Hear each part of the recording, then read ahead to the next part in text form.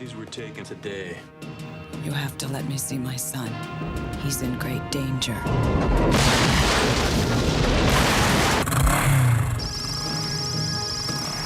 Once, he was programmed to destroy the future. You don't know what it's like to try to kill one of these things. Now, his mission Get down. is to protect it. Come with me if you want to live. Hi, this is Dan, and welcome to today's episode of History of Film. What we're going to be discussing today is the state of the entertainment industry as of right now. And this is indeed an historic time period in the history of Hollywood. For one thing, there's a lot of things that look like major disasters all happening one on top of the other. But this is not actually an uncommon occurrence. There have been many times in the past where there have been similar examples of multiple things going wrong at once and seeming as if the end of filmmaking was nigh. In the 1990s, we had the ending of home video as a major source of income, combined with the loss of the European market, combined with the end of the financial interest in syndication rules, which meant that companies could become vertically oriented. This is actually the root of some of the challenges that we are facing today. Not because of what it meant directly, but what happened indirectly. In brief, the financial interest in syndication rules stated that television networks could only run an episode of a series that they had, quote unquote, bought twice. Then it would revert to the producers. This was actually a rather ingenious ruling because it meant that the networks only had a limited amount of money involved in every one of the shows. I mean, it was the bulk of the money, but the producers had to come up with the rest, and they were assuming a lot of risk in case a series failed. But on the network side, if a show wasn't working, they could cancel it very quickly. Well, what happened in the early 90s was that NBC and the other networks had petitioned Congress that they could not be a viable industry any longer unless they were allowed to own at least a part of the syndication money that came out of shows. After all, look at how much money the X-Files and Seinfeld and Friends were looking to make once they entered the world of syndication, and the networks could not participate in any of that. And Congress blinked and allowed those rules to sunset. You might ask, what does this have to do with motion pictures? It actually has a lot to do with motion pictures, because what happened at that very moment is that the remnants of the Paramount Decree were technically no longer being enforced. So you were allowing more vertical integration within companies. Immediately, the Walt Disney Company bought ABC as a network. So they were not only creating the content that was run on ABC, but they now own the means of exhibition and distribution. And this immediately alerted Wall Street, and Wall Street suddenly looked at the entertainment industry, previously always considered to be a high risk investment, into being something that could be a part of the big mergers and acquisitions craze. So therefore, they became more and more involved. This in turn led to an incredible increase in the number of companies that were bought by others. Some of the big mergers in that time, in addition to what was going on at Disney buying ABC, was that Warner Brothers was bought by America Online, AOL, in one of the biggest transactions in the entertainment industry history. And we all know what happened there. The dot-com bust pretty much took out AOL, which prior to that had been considered the stronger of the two partners. And in an ironic twist of corporate greed backfiring, what happened was that the people who actually sold Warner Brothers, because it was a stock swap, ended up losing money. It was almost as if they paid AOL to take Warner Brothers off their hands. And believe me, that had not been in the cards. Now, at the same period, you had you had some of the consequences of Sony buying Columbia Pictures. They had had a rough time when the original owners or the original people they'd hired to run the studios were John Peters and Peter Guber. Now, these two guys had produced Batman very successfully, but when they took over over Columbia, they immediately set about going on a spending spree that was unprecedented and irresponsible.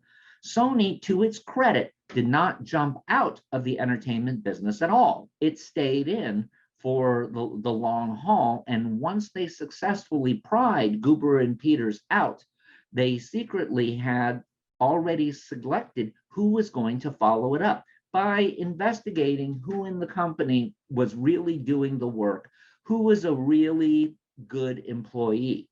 This was an amazing achievement on Sony's part, and it's kind of reflected in how they are handling business to this day. And we will come back to them in a little bit. At the same time, Universal was bought by a host of different people, starting with Matsushita, always a rival in Japan to Sony, but a very traditional Japanese company compared to Sony, which was enormously American in its business style. So that's why Sony was much more suited to attempt an attack on Hollywood as opposed to Matsushita. Matsushita ended up selling the company to Seagram's, a beverage manufacturer, which in turn, again, was playing with fire, owning a major entertainment conglomerate that did not follow the rules of general corporate America, and they in turn sold it to GE. General Electric spent a very short time owning NBC and Universal and quickly realizing what a mistake that was. But there was no one who was willing to buy such a mess. In an intriguing sleight of hand, NBC pulled one of the greatest stunts in Hollywood history, and that is that they gave Jay Leno the primetime slot from 10 to 11 p.m. nightly. Now, why did they do that? It was because that meant that they did not have to develop new shows for that time period. Now, a lot of people involved had no idea that this scheme was going on the side. But what it did is it reduced NBC Universal's overall cost of doing business by just enough money to where Comcast, a cable TV conglomerate, which had been interested in purchasing NBC Universal, but did not have the requisite cash. GE was only too happy to let go of it. And as we know, Comcast, being a company that might as well be the old-time entertainment industry, where you had the moguls pretty much being like a shopkeeper who lives above their store. They knew the business, they knew the audiences, and since that time, Universal has remained one of the most successful companies. So how does all of this tie in together? Well, the conglomeratization of the entertainment industry allowed venture capitalists to come in. And with the influx of this type of money, with the mergers and acquisitions money that was coming in because of all of these transactions, it suddenly became apparent that you needed people on the inside who understood who the next round of VC providers and people who were well connected with Wall Street. Hence, the entertainment industry shifted from being content-based and with the motto being content is king to being one that was attempting yet again to be turned more corporate.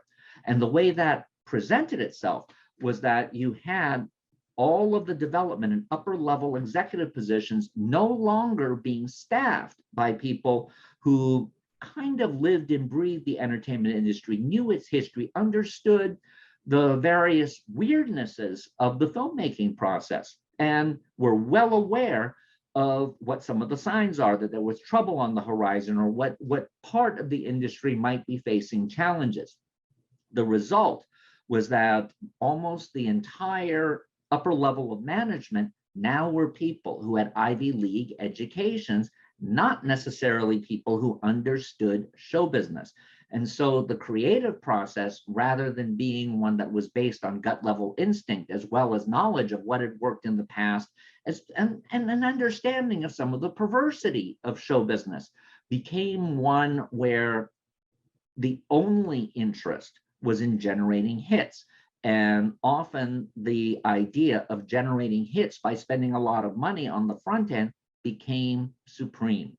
And this in turn led to a bigger challenge, and that was that the entertainment industry at the start of the 1990s had been extraordinarily diverse. Now, it wasn't diverse in a way that would comport to actual public demographics, but you certainly had incredible amounts of representation. You had multiple ethnic renaissances happening at the same time. For example, there were two Black renaissances that were happening concurrently. One of them was led by the more artistic side and featured the films of Spike Lee and John Singleton. The other was a more Blaxploitation type side, and that was represented by Mario Van Peebles, who was the son of Melvin Van Peebles, and represented movies such as New Jack City, which were much more urban oriented and much less likely to try to make the ethnic picture more pretty. Meanwhile, there was an Hispanic renaissance going on with independent production, particularly with a company by the name of Esparza Cats, where they were making all sorts of movies that featured primarily a Latino cast and Latino creators.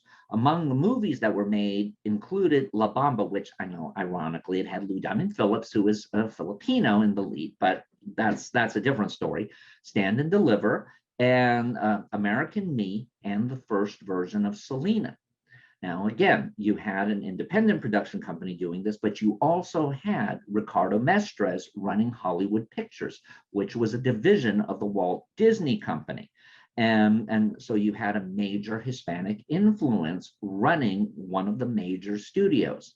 Additionally, you had Carlos Menendez running Live Home Video, which was the largest independent video label. And he was a genius in terms of understanding how to combine a product such as Terminator 2, which was Carolco, which was one of the major providers of content for Live, with lower budget fare that Carolco had picked up for distribution as part of its packaging. And unfortunately, Menendez was killed by his sons, and that resulted in a very scandalous trial. But that was how the industry was prior to the Wall Street invasion. Now, with Wall Street in there, you had a predominantly Caucasian-oriented elite mindset. So a lot of the content that had previously been made for the more niche sides of the industry suddenly was no longer in favor. And the tentpole, as opposed to the A-picture mentality, dominated. What did that mean in other areas? Well, one of the big tenets in the separation between the A picture and the tentpole picture was that the A picture, while not low budget, still often featured a female lead and had emotional content as its primary driver. And they were also often very talky. Nonetheless, their returns on investment had been substantial. Just look at how throughout the 80s you had female-dominated movies. You had the creation of Meryl Streep as a major star in a variety of films where she exhibited various different accents and various different personality traits, which would go on to make her a popular, if not necessarily fully beloved star. You also had Julia Roberts and Meg Ryan and a whole host of actresses and actors who would be in romantic comedies and traditional comedies. But these were not the stock and trade of what the tentpole mentality demanded. So those pictures became increasingly uncommon, and therefore you started losing this sense of the A picture being the province of strong women. And that's why you are going to end up seeing a problem that begins in the 2000s and then expands. Going hand in hand with the business realignment, there was a technological realignment, and that came in the form of digital media. The first area that became truly much more digitized was nonlinear editing through the program Avid, and another editing program that had been based more on the traditional editing style, but ultimately wasn't a success, called Lightwork. What Avid represented was an ability to edit content not in a linear fashion, meaning you would physically attach pieces of film to other pieces of film. Instead, you could move the footage around with much greater ease. You could put in a dissolve that, rather than being created as an optical, would be created digitally. Now, while initially these simple acts that anybody can do on a computer today would take hours, it nonetheless meant that you did not have to spend as much money building opticals that featured dissolves or fades or anything else. And so therefore, the overall production cost and the amount of time it would take to edit was reduced substantially. And we all know how today you can actually edit on your own desktop. So this was a major revolution. Moreover, you had certain directors, such as James Cameron, who were always fascinated by the technology. And in fact, with Carolco's money behind him, James Cameron made a movie called Terminator 2, a sequel to his 1984 independent film hit, The Terminator. Now, Terminator 2 spent at that time the heart-stopping amount of $100 million in order to do all of the special effects. But James Cameron was not only spending the money for this one film, he was also spending for the future, because a lot of the technologies that were created with Terminator 2 would go on to be foundational to many of the other action adventure films. And we all know that even George Lucas would jump in with both feet on this and redo a lot of the special effects on his original trilogy of Star Wars and be excited enough by it to make his prequel trilogy. And of course, along with that, you would get the beginnings of digital cameras. And for a long time, people assumed that film cameras would never truly go away, but the combination of nonlinear editing and being able to render images in high definition off of the film frame, that you would have the best of both worlds. And of course, within the past 15 or so years, you've seen film 100% almost disappear, except as a means of doing a final archival record.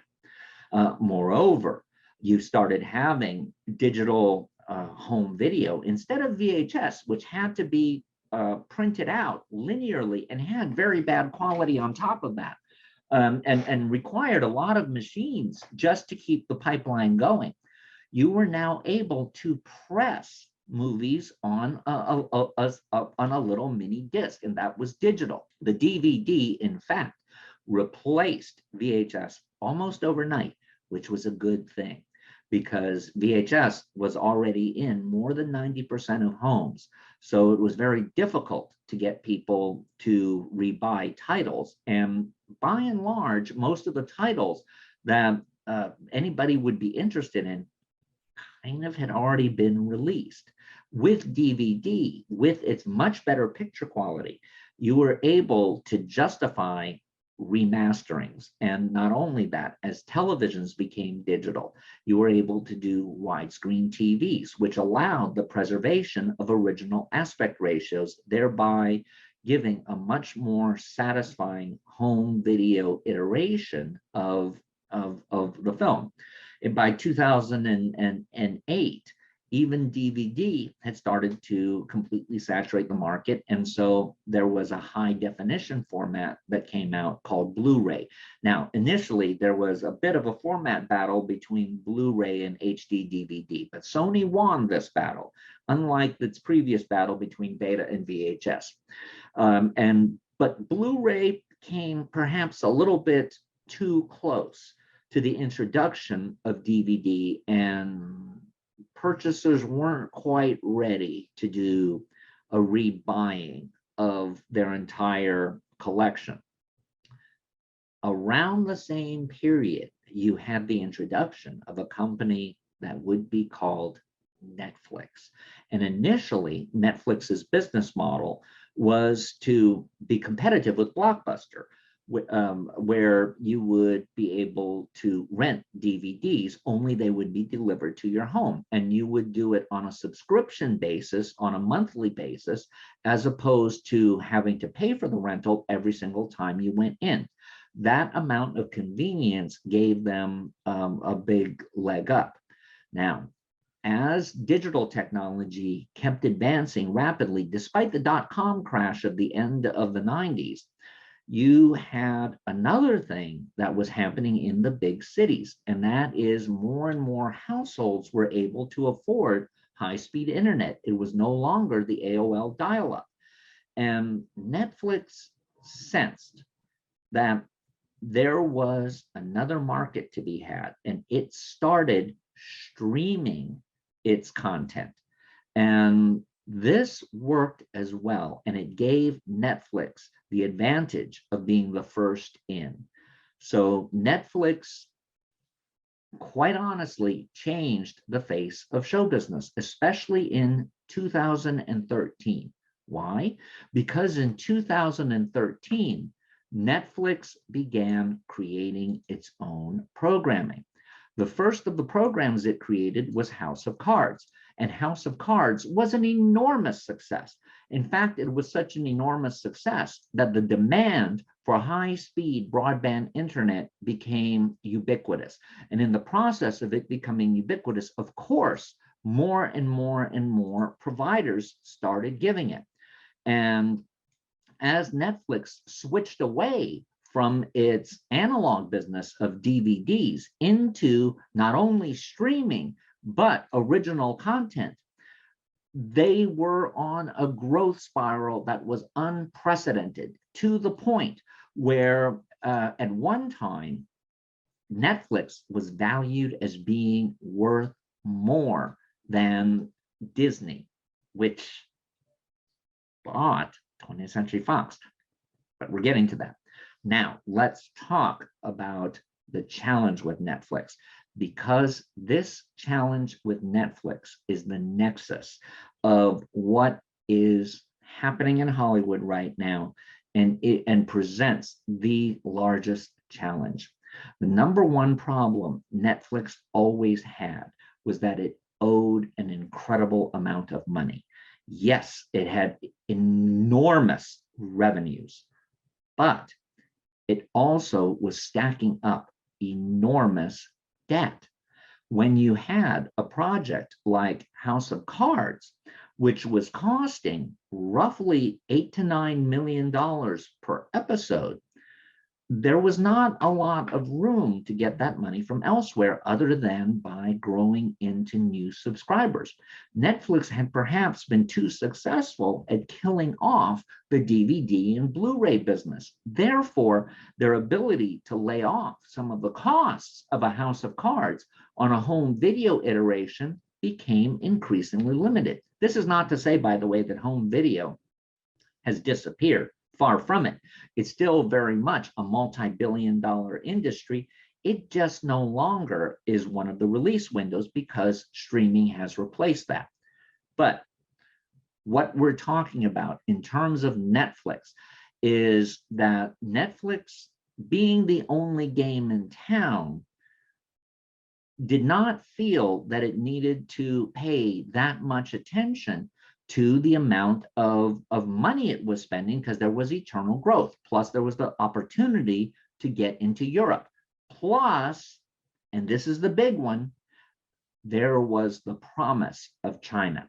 Now, China appeared to be opening up. The global side of economics was looking at China as a major manufacturing center. And during the course of time, China's middle class had grown enormously from the days when it was still under Mao. And you had major cities such as Shanghai or Beijing and to a lesser degree Hong Kong and Taiwan, even though those were kind of separate from mainland China. And China, with a population of roughly 1.7 billion people, had a middle class of approximately 600 million.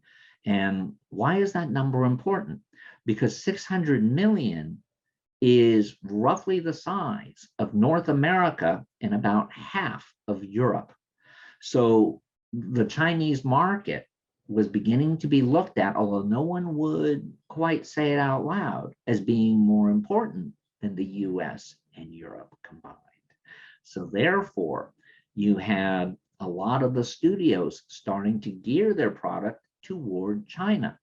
Hence, there was a bigger focus on bigger budget tentpole movies that could play internationally. So this is part of the reason that fewer and fewer female-oriented A pictures were being made, and all of the attention was being focused on these action-adventure A++ films. And Netflix was involved in that as well, starting to spend big chunks of change.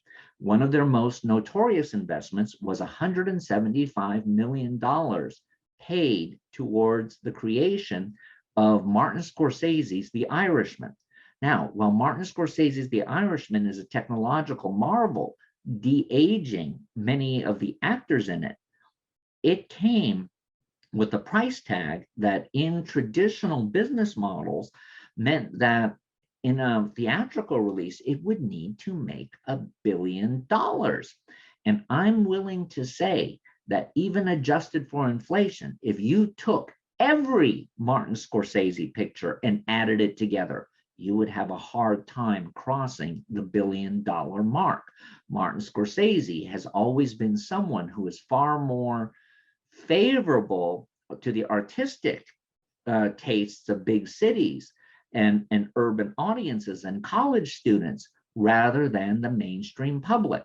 Netflix justified this by saying that them playing in the arena of the big boys and being allowed to put its pictures out for Best Picture nominations by having a very limited release, this was only going to grow their subscriber base.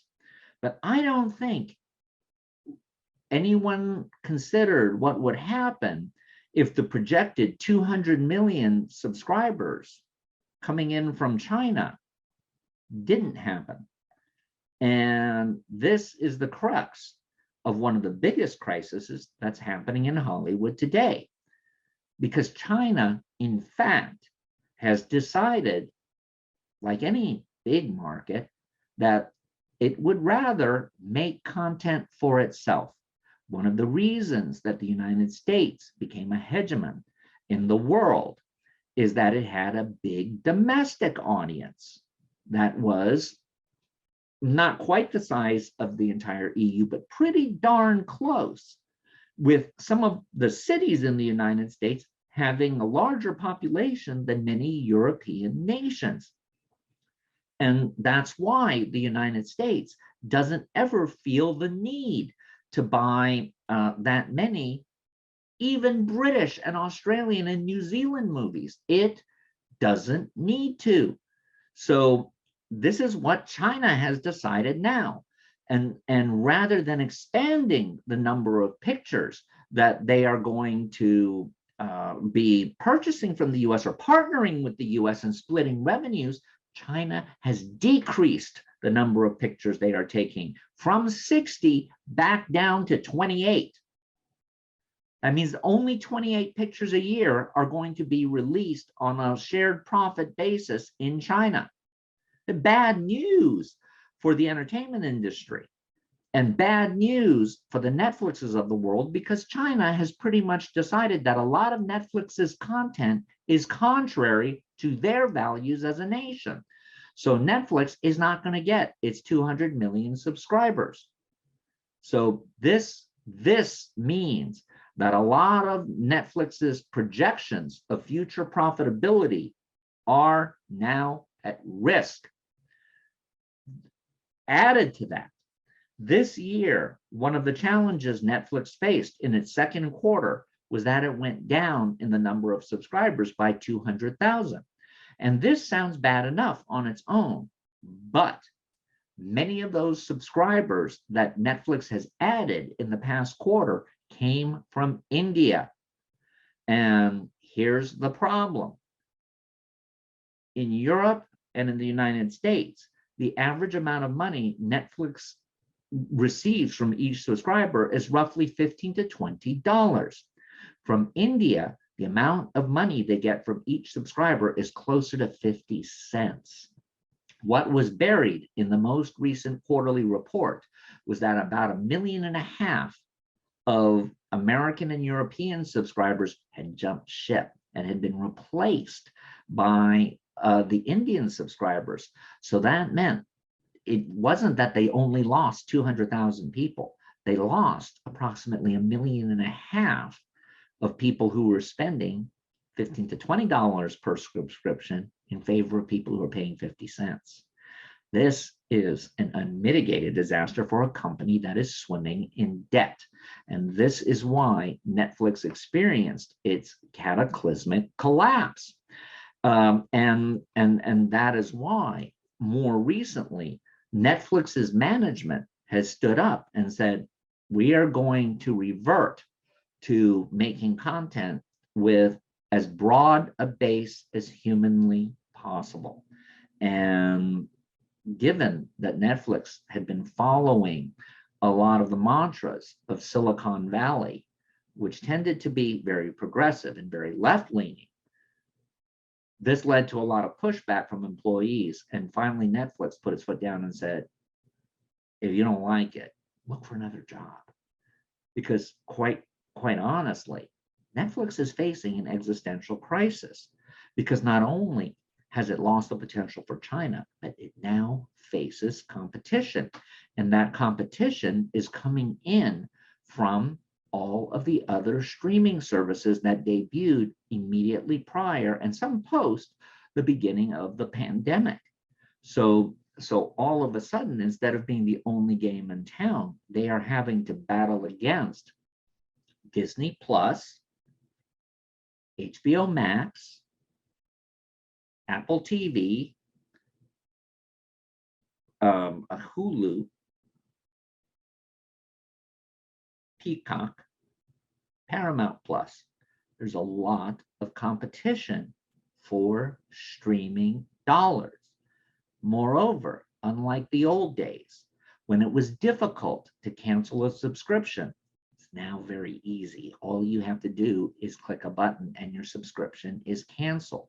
And something none of the studios that are involved heavily in streaming anticipated, much to their shock and chagrin and detriment, was that rather than people adding multiple streaming services and eventually every one of them having 250 million plus the way Netflix does right now, that maybe there are only approximately, let's say, 400 million available people who want these services, and they're going to switch between all of them. This is the biggest disaster that the entertainment industry as a whole is facing, but not every company. Now, what we're going to do is we're going to take a look at some of the other corporations and what's going on with them and what this could mean for the future of show business. Well, first and foremost, let's take a look at the Walt Disney Company. Certainly, it is the largest corporation involved in entertainment. And in 2017, they completed the acquisition of 20th Century Fox. Now, Fox had been a major asset, and the Walt Disney Company paid a supreme premium for it. They spent $71 billion for the company. And this was CEO Bob Iger's biggest treasure. This was something that he had been hoping to do for a long time. However, there is every indication that Bob Iger made one of the most financially mistaken decisions ever by purchasing Fox for that price. One of the reasons is that Fox's actual value taken in 2016-17 was about 45 billion for the whole thing. But by the time Bob Iger completed the purchase, that 71 billion was not all of Fox. It took out the Fox TV network. This was an FCC regulation because Disney already owned ABC, and you can't own more than one network. Secondarily, they lost. Secondarily, they did not get Fox News or Fox Sports, which are big income and revenue generators. Finally, and this is perhaps the most cataclysmic, this does not include the lot. This is the part that drove me insane, because that is prime West LA real estate that's worth at least $10 billion all by itself, whether it has a studio on it or not. And in fact, it's probably worth more without the studio on it. So Disney spent a massive premium for an asset that was worth nowhere near what they spent for it. But again, they now own a big chunk of the industry. Prior to COVID, any kind of challenge that Disney was having was more or less ameliorated by the fact that in terms of its fiscal health, the Walt Disney Company has always had a supreme asset that almost no one else has ever had, and that is the parks. Through its network of parks around the world, the Walt Disney Company has $30 million of revenue per day. So therefore, any kind of fiscal mistake can be looked at in the context of the fact that their cash flow is always automatically going to be augmented by $30 million per day. What happened when the pandemic hit? You are correct. All of a sudden, every one of those parks were shut down.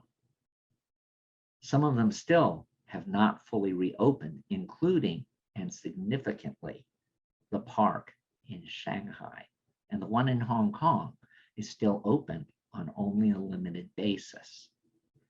So the Walt Disney Company is facing a major problem just because their cash flow has been so severely disrupted. Secondarily, Disney Plus, while having a fairly robust number of subscribers, has a problem. And that is, it does not appeal to all audiences all the time, the way Netflix and HBO Max do.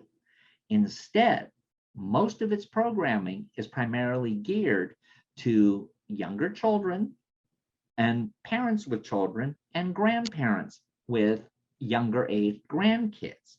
However, it's missing a very key segment of the population that are single adults between the ages of 18 and 30.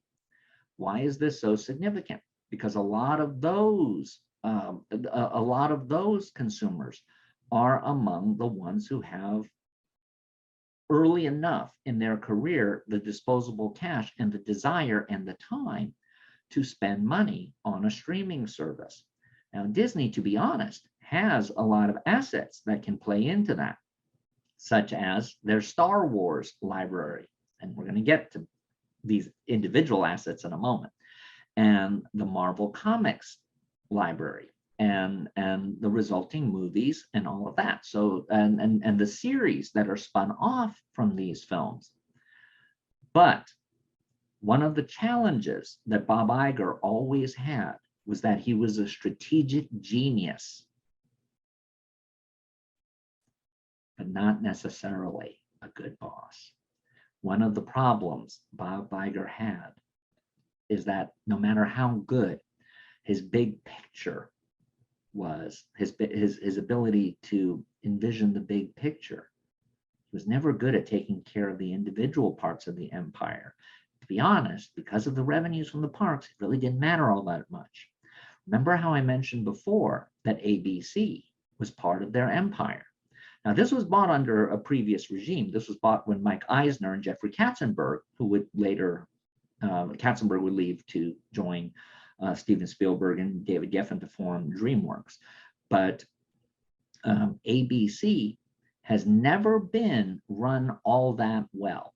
And a prime example of some of the challenges ABC had was when they had the #1 show on television, Roseanne, and the lead star of that had said, okay, admittedly, not the correct thing, but she had been fired immediately and the #1 show on television had been canceled.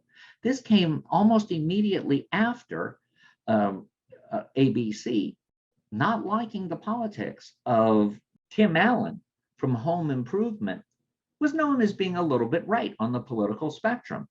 And ABC didn't like that fact. And they canceled his show Last Man Standing, that had been the #1 show on the weekends. It was immediately picked up by Fox and became one of the top 20 shows on TV in general, often in the top 5. So that was a very, very, very bad mistake. Then let's take a look at what just happened this year at the Academy Awards with a slap heard around the world.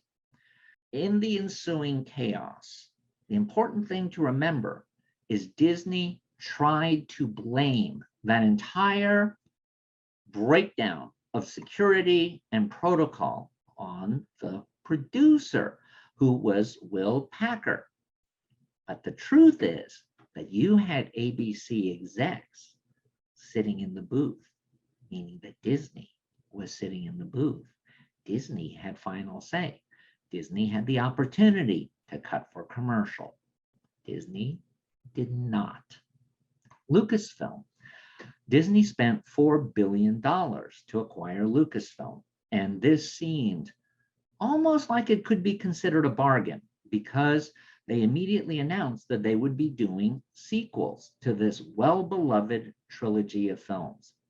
Unfortunately, rather than going along with the fan base that was installed, very loyal for 40 years, Disney instead went off in a different direction and tried to remake Star Wars away from its typical tentpole orientation of being fairly heavily skewing male and fairly heavily skewing towards traditional Western culture, and trying to make it far more intersectional, having a woman in the center of it, and having this woman be so extraordinary she doesn't have to go through any of the training or any of the trials and tribulations of the other characters.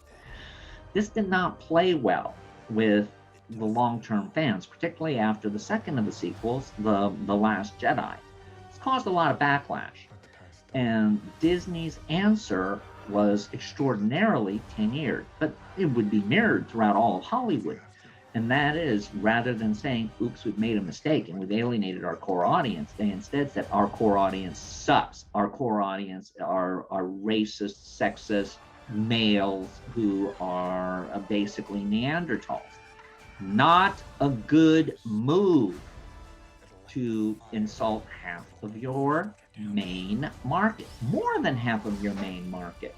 So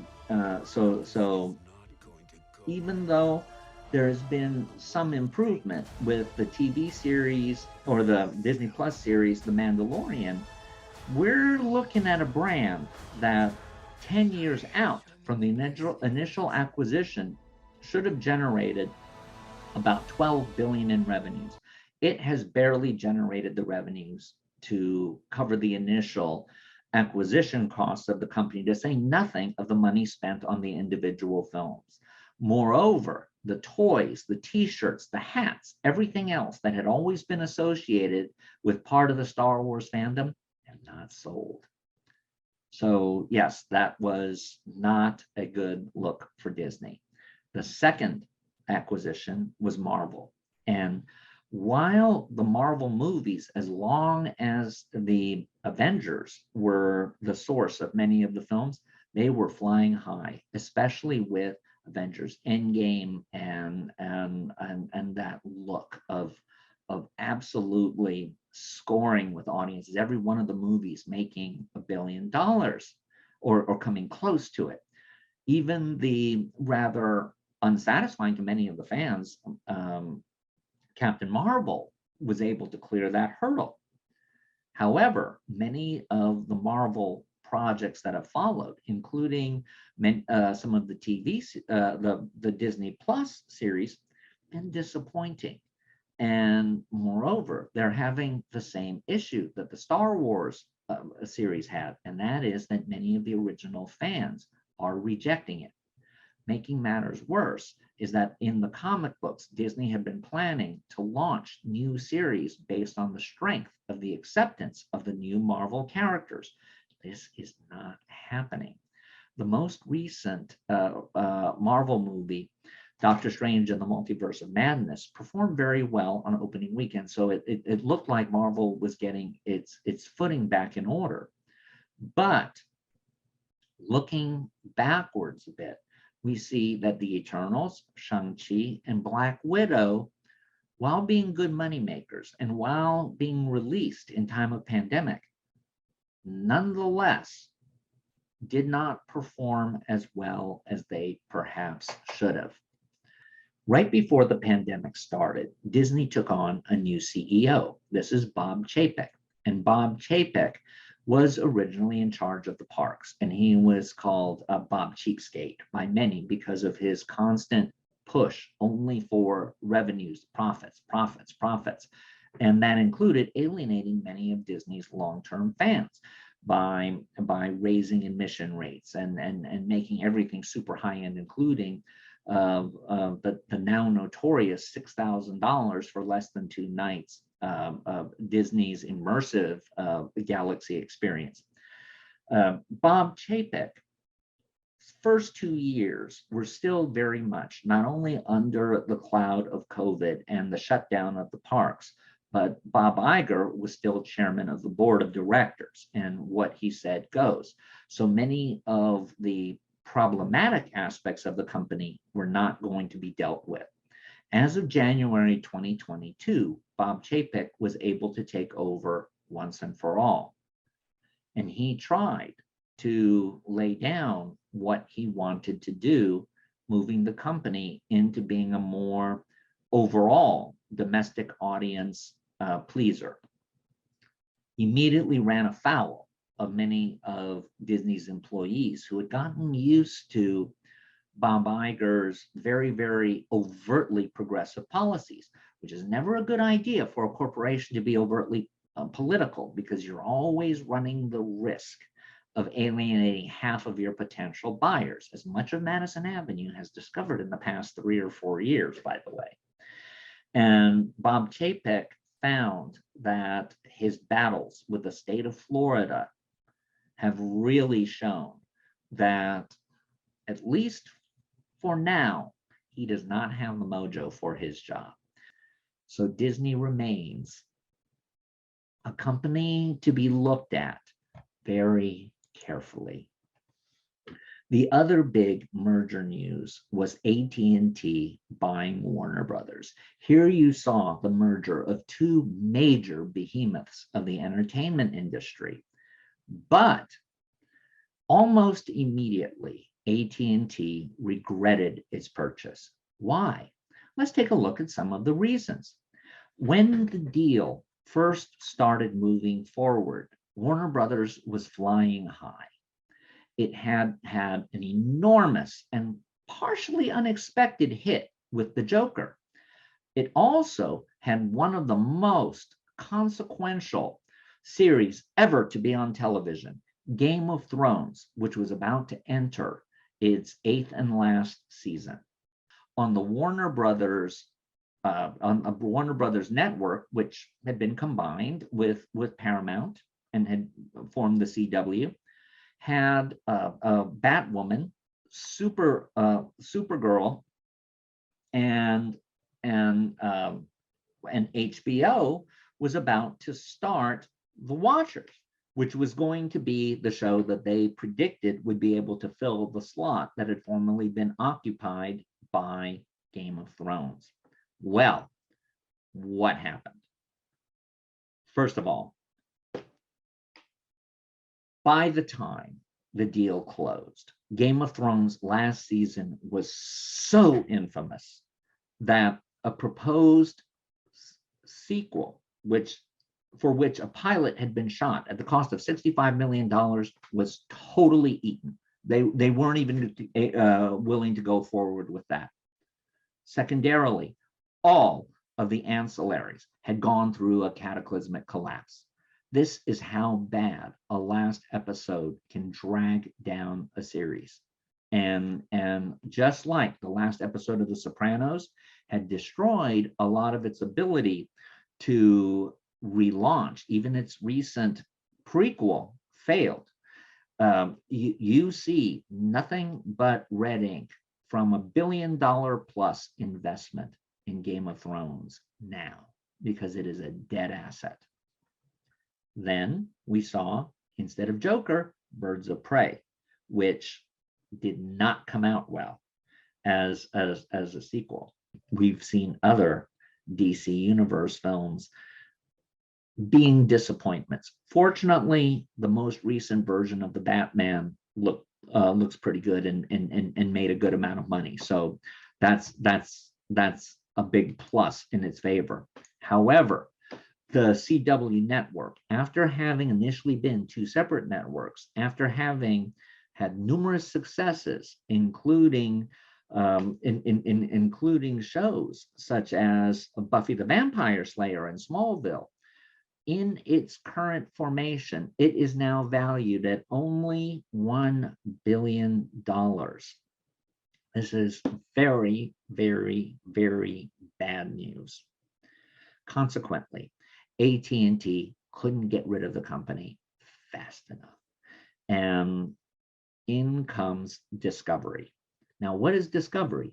Discovery is a basic cable network that somehow during the pandemic era, and ever since the stock market correction of 2008, had grown its business by leaps and bounds. It had been worth approximately $2 billion in 2010. It is now worth over $20 billion. With the same kind of financial chicanery that had been used by Comcast to buy NBC Universal, Discovery was able to buy Warner Brothers.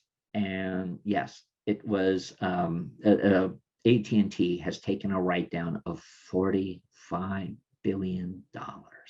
It is taking that as pretty much an absolute loss.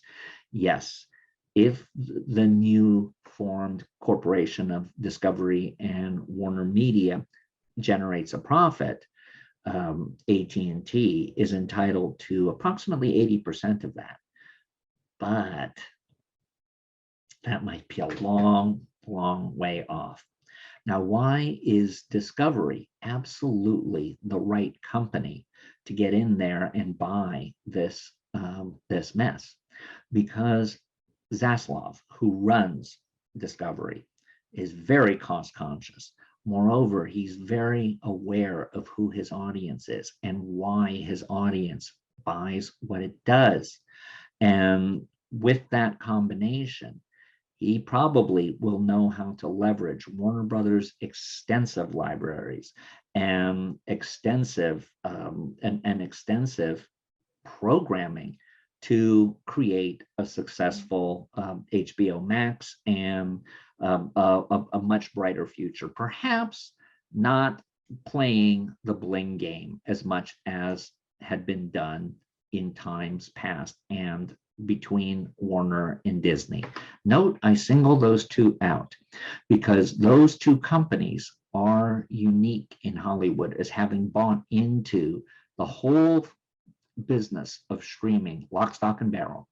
The other companies, which did not take that quite so much as a holy writ, have actually done better.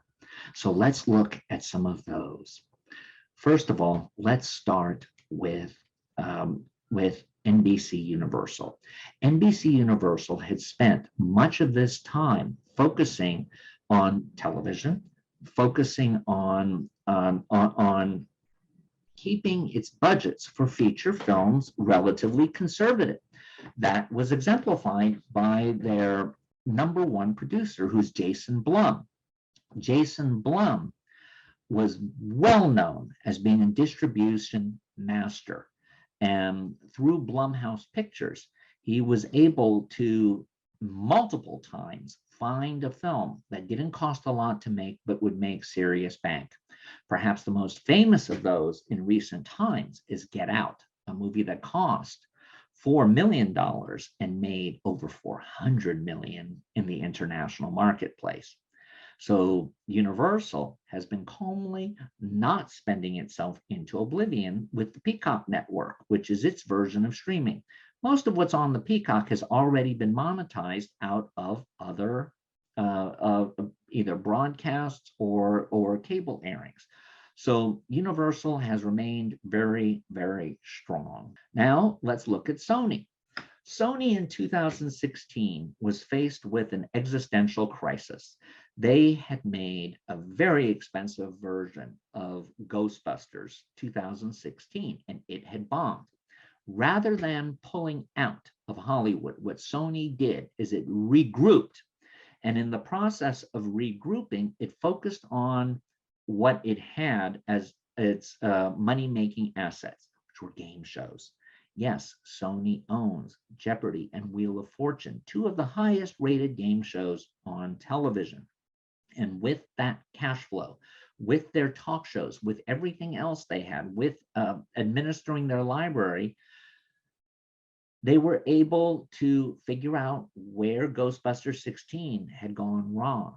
And at the end of 2021, they had released a new Ghostbusters film, Ghostbusters Afterlife, which seems to have redeemed the franchise.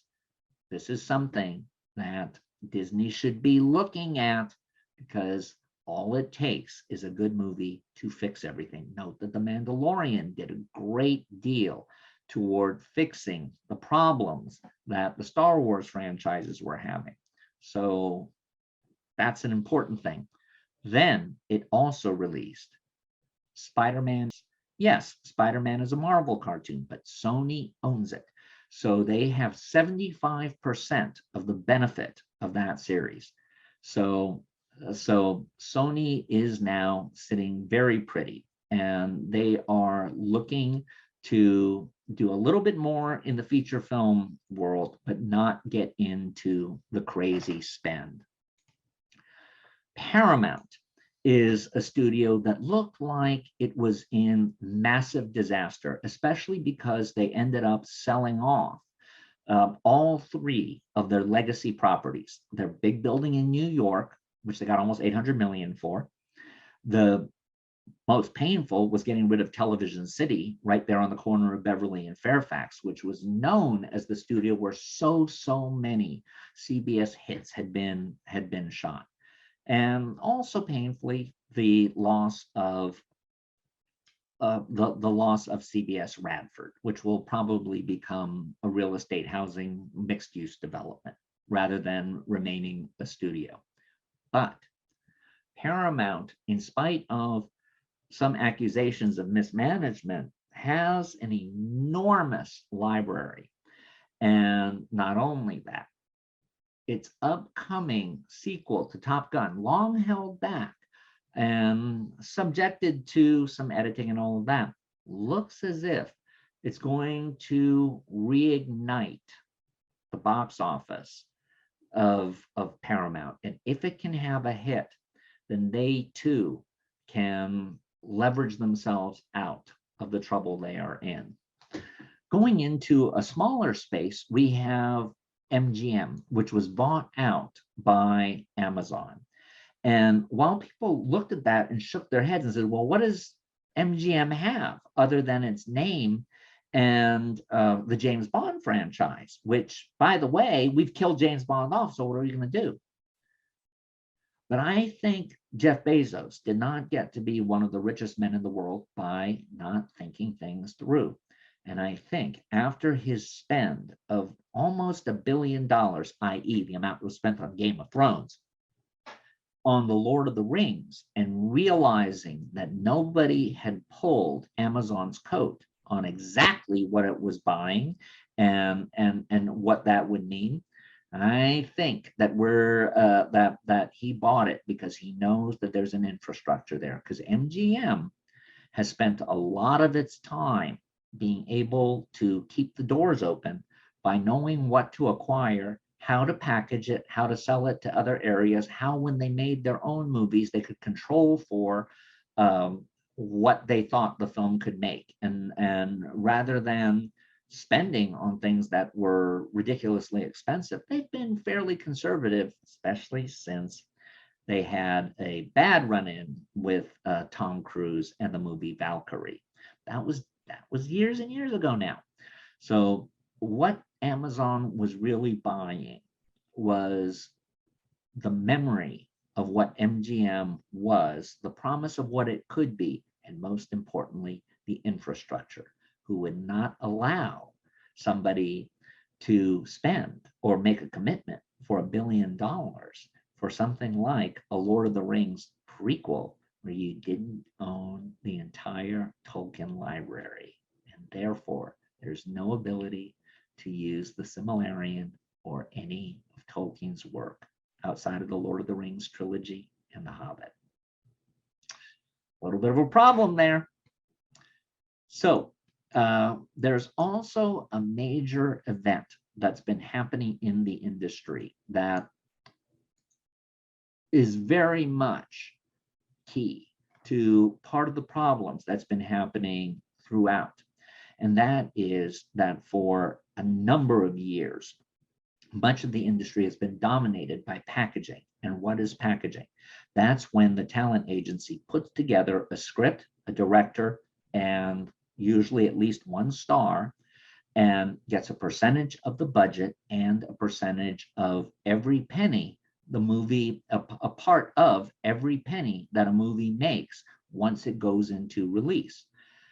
The lucrativeness of that percentage of the budget and a part of the gross receipts had made it so that most of the big talent agencies were getting the bulk of their revenues from that, rather than getting 10% from the performers and the writers and the directors.